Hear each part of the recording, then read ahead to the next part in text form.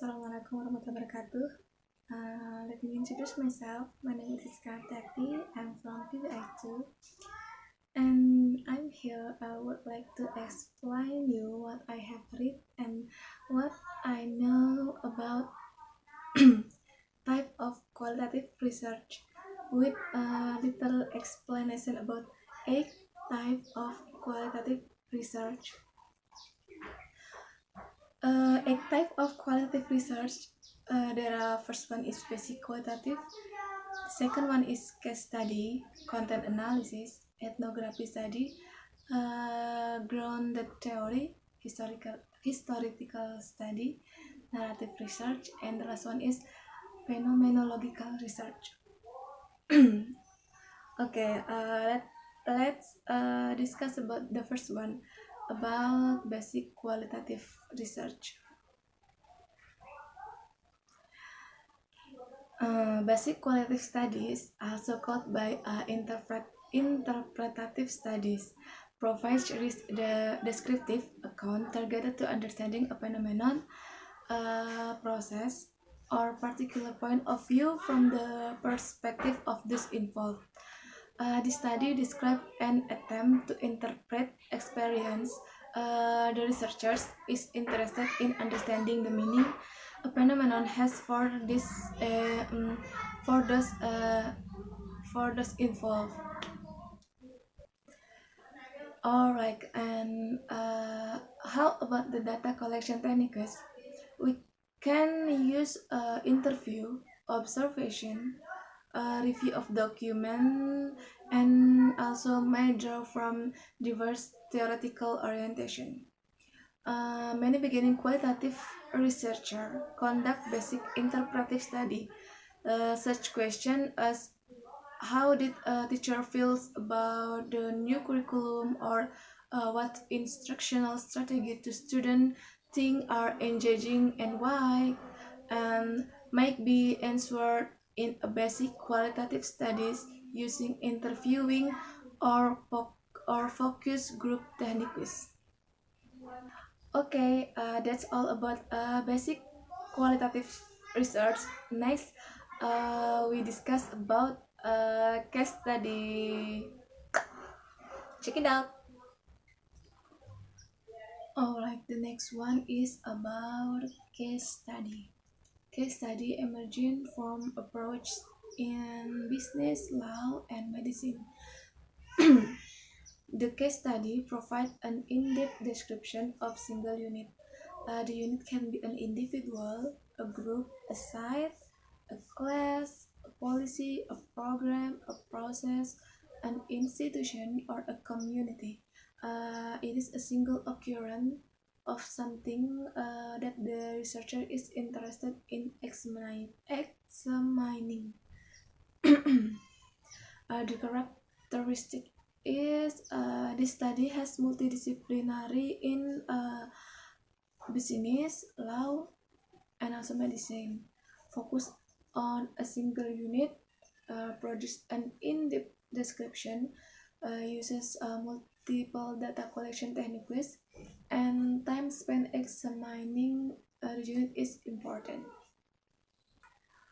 Alright, so the greatest advantage of a case study is the possibility of depth, and the case study it is seeks to understand the whole case in the totality of the environment, not only the present action of an individual, but also his or her past environment, emotion, and touch can be probed. The researcher tries to determine why an individual behaves as he or she does, and not merely to record behavior. So, case study often provide an opportunity for an investigator to develop insight into basic aspects of human behavior. And the study also need not be limited to the study of individuals. Case studies are made of communities, institutions, and group of individuals. Okay, next, And let's discuss about type of case study. There are three types of case study. The first one is the intrinsic case study. The second one is an instrumental case study, and the last one is the multiple or collective case study. The first one about the intrinsic case study.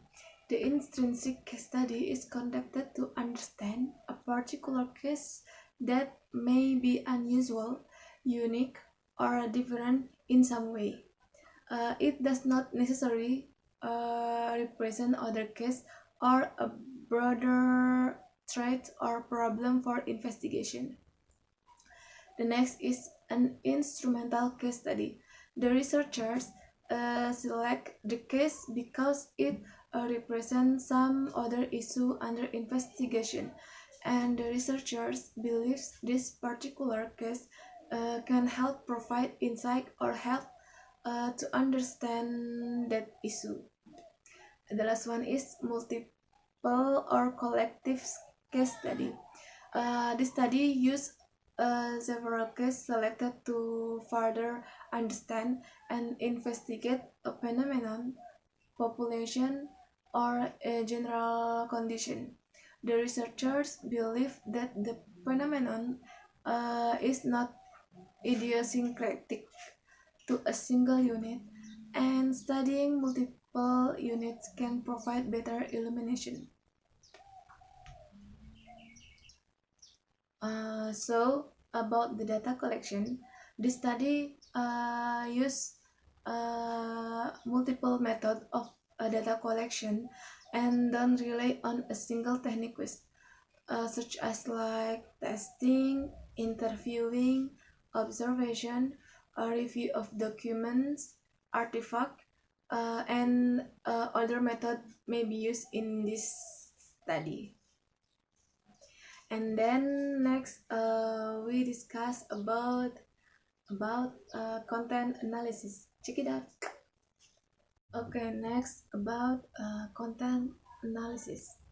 Content analysis focus on the characteristic of materials and asks what meaning is reflected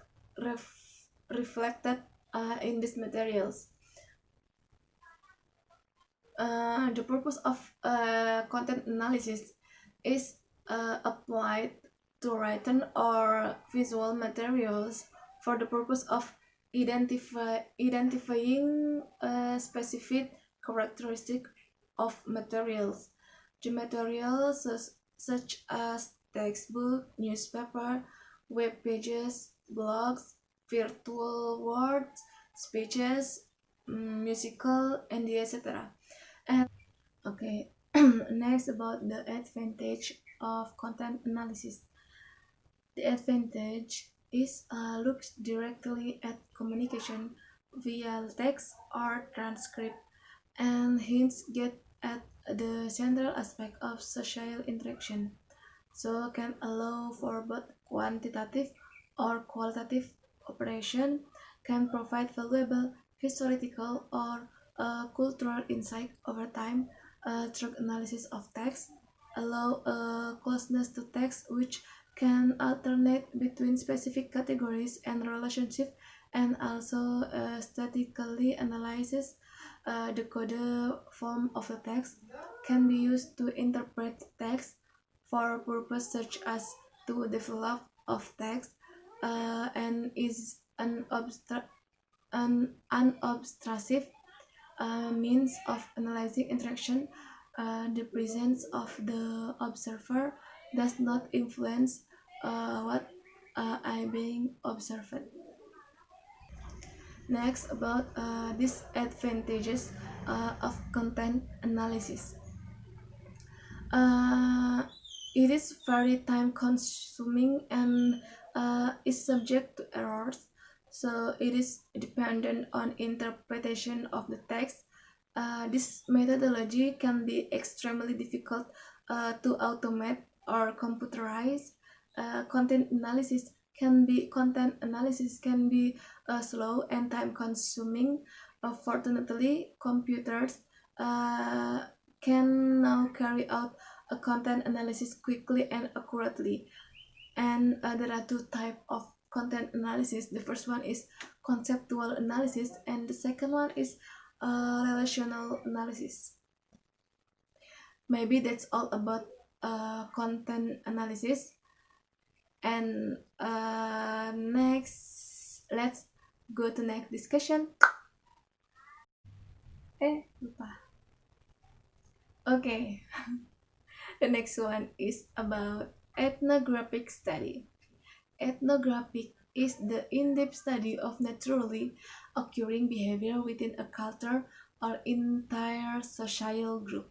It seeks to understand the relationship between culture and behavior, with culture referring to the shared beliefs, values, concepts, practices, and attitude of a specific group of people.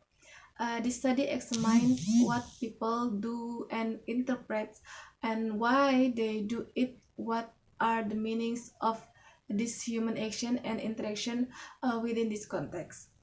Ethnographic data collection techniques. Observation, the data collection is uh, can be observation, field work as data collection strategies, sometimes used in deep interviewing. The ethnographic research method was developed by anthropologists such as Margaret Mead as a way of studying and describing human culture. Next, about the data collection. As in any study, a variety of data collection techniques may be used as a part of the ethnography study.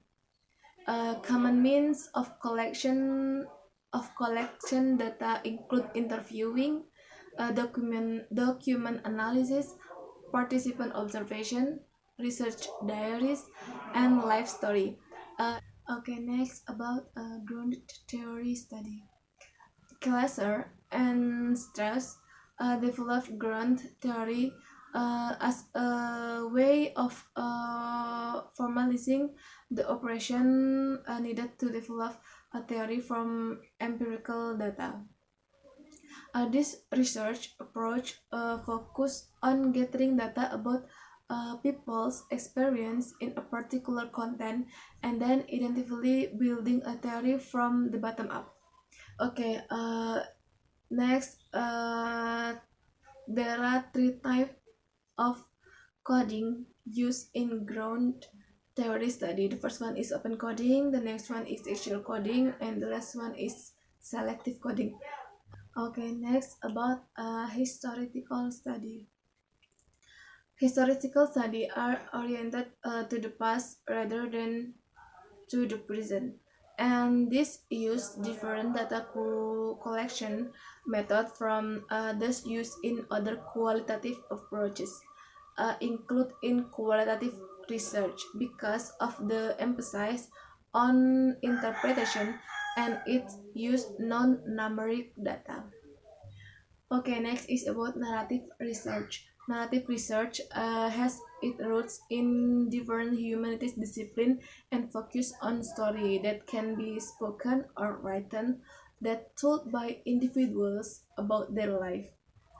The researchers emphasize sequence and chronology and a collaborative restoring process, and the researcher seeks to understand the life experience of an individual or small group. A narrative can be any text or discourse. A narrative research provides account of human experience by collecting and analyzing story about life. And the story are accounts of event and action chronologically connected. The data collection. Data in narrative research come from primary sources, secondary sources, and data may be gathered via search method as interview with the individual or family members of close friend. And data may be gathered from written records such as diary, journal, letters, blog, and etc. And okay, the last one is about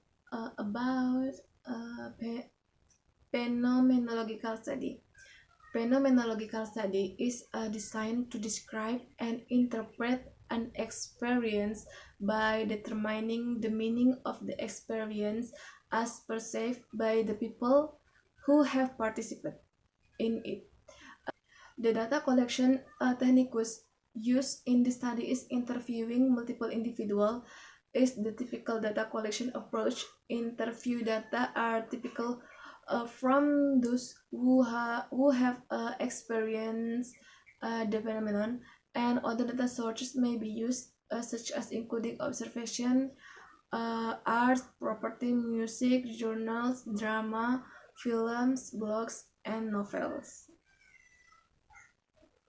Okay, maybe that's all from me. Thank you for watching, and I do apologize for my mistake. And wassalamualaikum warahmatullahi wabarakatuh.